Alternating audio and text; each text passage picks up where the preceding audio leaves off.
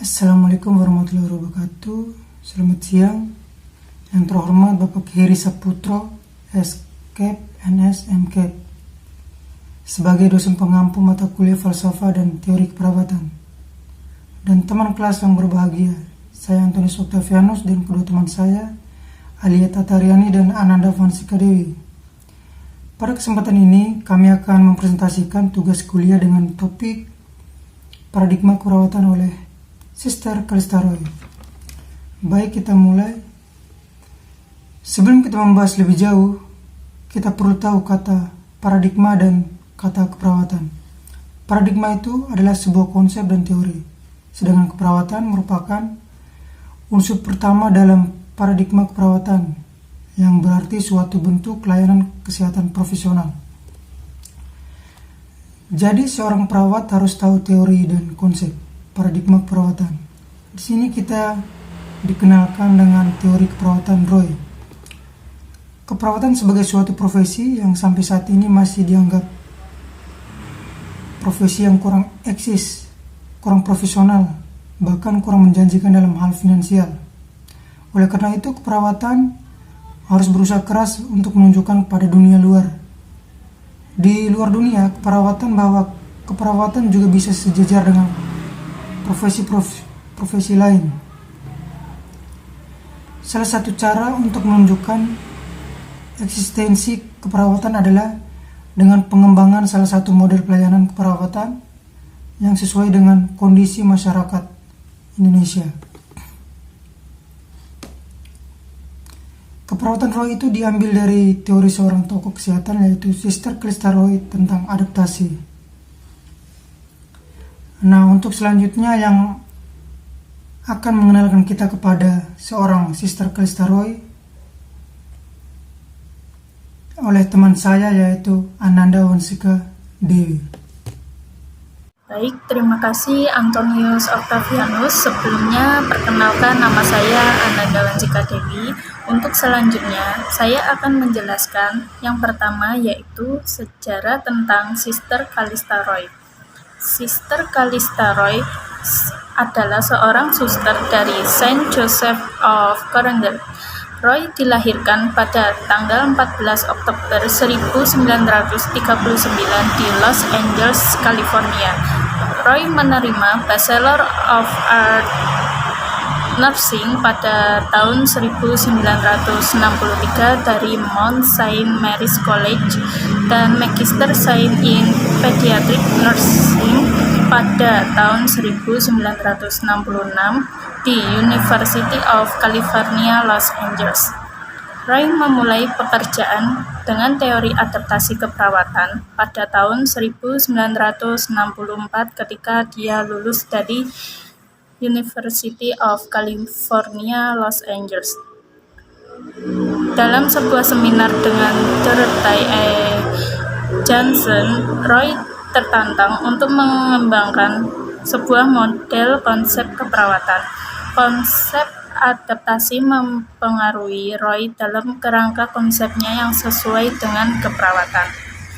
Sebagai model yang berkembang, Roy menggambarkan kerja dari ahli-ahli lain di area adaptasi seperti Dohrenwen 1961, Lazarus 1966, Mekanik 1970, dan Selye 1976. Setelah beberapa tahun, model ini berkembang menjadi sebagai suatu kerangka kerja pendidikan keperawatan, praktek keperawatan, dan penelitian.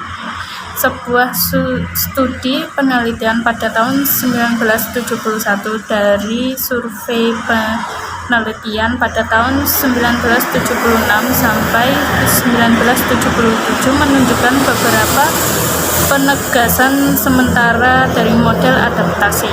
Perkembangan model adaptasi keperawatan dipengaruhi oleh latar belakang Roy dan profesionalismenya. Secara filosofi, Roy mempunyai kemampuan bawaan, tujuan, dan nilai kemanusiaan. Pengalaman klinisnya telah membantu perkembangan kepercayaannya itu dalam keselarasan dari tubuh manusia dan spirit. Keyakinan filosofi Roy lebih jelas dan kerjanya yang baru pada model adaptasi keperawatan.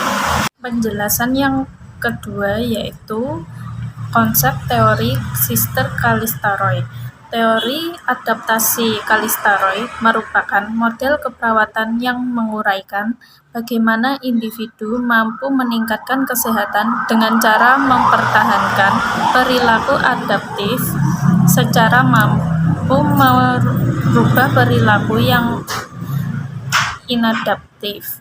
Secara khusus, perawat harus mampu meningkatkan respon adaptif pasien pada situasi sehat atau sakit.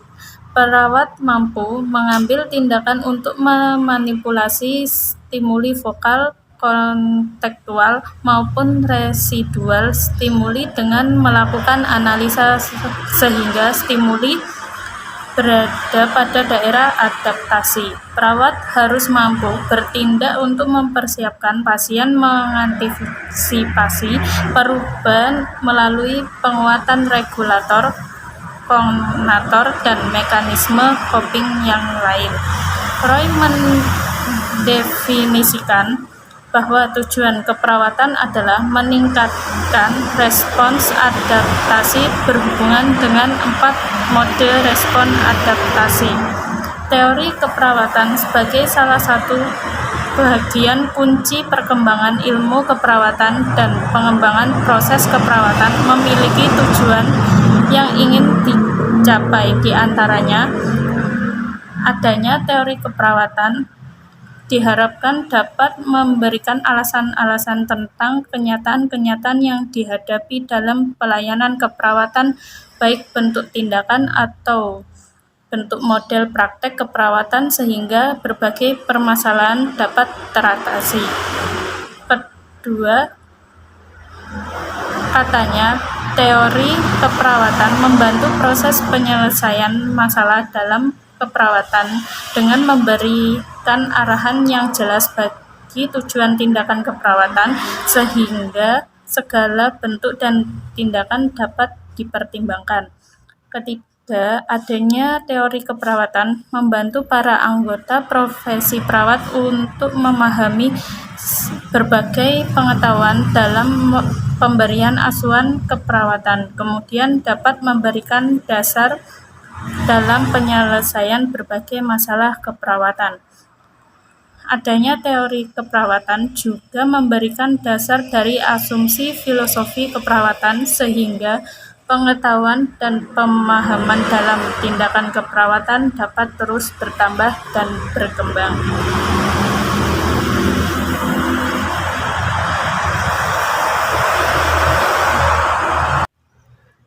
Dalam memahami konsep ini, Calista Roy mengemukakan konsep keperawatan dengan model adaptasi yang memiliki beberapa pandangan atau keyakinan serta nilai yang dimilikinya. Di antaranya, 1.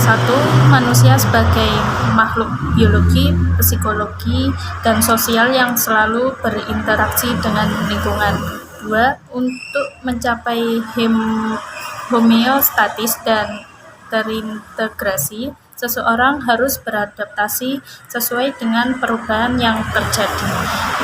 Ketiga, terdapat 3 tingkatan adaptasi pada manusia yang dikemukakan oleh Roy, di antaranya vokal stimulasi, yaitu stimulus yang berlangsung beradaptasi dengan seseorang dinamakan mempunyai pengaruh kuat terhadap seorang individu. B. Kontekstual stimulus merupakan stimulus yang dialami seseorang, dan baik stimulus internal maupun eksternal yang dapat mempengaruhi, kemudian dapat dilakukan observasi diukur secara subjektif. C. Residual stimulus merupakan stimulus lain yang merupakan ciri pertambahan yang ada atau sesuai dengan situasi dalam proses penyesuaian dengan lingkungan yang sukar dilakukan observasi. Sistem adaptasi memiliki 4 model adaptasi lainnya: fungsi fisiologis, konsep diri, fungsi peran, interdependen. 4 elemen utama dari Roy adalah manusia sebagai penerima asuhan keperawatan, konsep lingkungan, konsep sehat dan keperawatan, di mana di antara keempat elemen tersebut saling mempengaruhi satu sama lain karena merupakan suatu sistem. Model konseptual merupakan suatu kerangka kerja konseptual, sistem atau skema yang menerangkan tentang serangkaian ide global tentang keterlibatan individu, kelompok, situasi, atau kejadian terhadap suatu ilmu dan pengembangannya. Dengan fokus adaptasinya pada manusia terdapat 4 elemen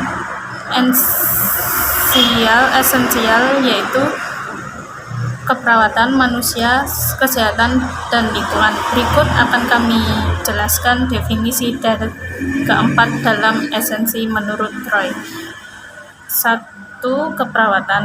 Menurut Roy, keperawatan ini didefinisikan sebagai disiplin ilmu dan praktik keperawatan sebagai disiplin ilmu observasi, mengklasifikasikan dan mengubah proses yang dipengaruh terhadap kesehatan.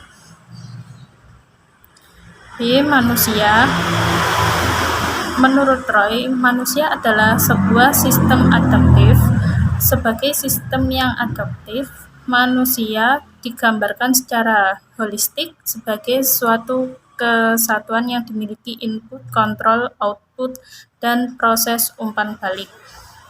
Kesehatan didefinisikan sebagai keadaan dan proses menjadi manusia secara utuh dan integrasi secara keseluruhan. Lingkungan digambarkan sebagai suatu keadaan yang ada di dalam dan di luar manusia. Lingkungan merupakan input bagi manusia sebagai suatu sistem yang adaptif. Untuk selanjutnya mengenai pembahasan, saya serahkan ke teman saya yaitu Alia Tatariani. Dipersilahkan. Assalamualaikum warahmatullahi wabarakatuh. Perkenalkan, nama saya Alia Tatariani. Di teori keperawatan Roy atau Kalister Roy, di sini saya akan mempresentasikan pada bagian bab 3, yaitu bagian pembahasan. Jadi untuk bab 3 pembahasan ini yang kita bahas yaitu yang poin pertama adalah tentang keperawatan saat ini. Menganalisis proses keperawatan di era baru atau era reformasi ini. Untuk yang A, pengembangan dan penataan pendidikan keperawatan. Jadi perawat tidak hanya dituntut untuk bisa menjadi penyedia layanan keperawatan yang berkualitas semata. Perawat juga diharapkan mampu menjadi advokat. Apa sih advokat itu? Jadi advokat adalah peran perawat yang diwajibkan bisa membantu pasien dan keluarga dalam memberikan informasi dari pemberi pelayanan atas tindakan keperawatan yang diberikan pada pasien. Di samping itu, perawat harus siap menjadi mediator dan pelindung hak-hak pasien atas pelayanan yang baik. Perawat juga harus mempunyai kritikal thinking menghadapi semua elemen, baik itu pasien dan tenaga medis lainnya. Yang terpenting, pendidikan keperawatan harus juga berorientasi pada pengembangan pengetahuan dan praktek, sehingga diharapkan dapat meningkatkan pelayanan keperawatan dan pasien global. Yang B, untuk pengembangan dan pelayanan keperawatan pada saat ini itu model praktik perawatan sudah tidak diragukan lagi karena telah berkembang begitu pesat. Sebagai contoh yaitu praktek keperawatan dari rumah sakit, praktek keperawatan healthcare atau di rumah, praktek keperawatan nursing home atau klinik bersama, dan masih banyak lagi. Itu poin kedua. Apa saja sih aplikasi teori Roy pada asuhan keperawatan?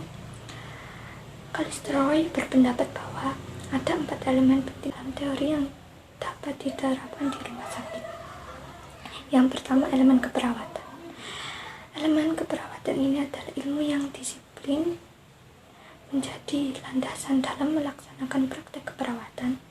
Melalui elemen ini, perawat dapat meningkatkan interaksi individu dengan lingkungan sehingga adaptasi setiap aspek semakin meningkat. Kedua, elemen manusia. Dalam sistem ini manusia berperan penting sebagai penerima asuhan keperawatan. Yang ketiga, elemen lingkungan. Manusia maksudnya adalah perawat harus bisa mengetahui dan mengatasi klien yang meliputi privasi, kondisi, dan keadaan klien. 4, elemen sehat. Dalam hal ini, perawat harus berpikir ke depan bagaimana sih cara klien mendapatkan kesehatan dengan benar dan harus bisa memberikan asuhan yang tepat. Untuk kelebihan dan kekurangan teori Roy, terutama pada adaptasi. Kelebihannya terdapat pada bagian 1, kejelasan. Teori ini menurut saya sudah cukup jelas karena perawat bisa menggunakan teori ini dalam suatu pengajian dan menegakkan diagnosis yang lebih akurat.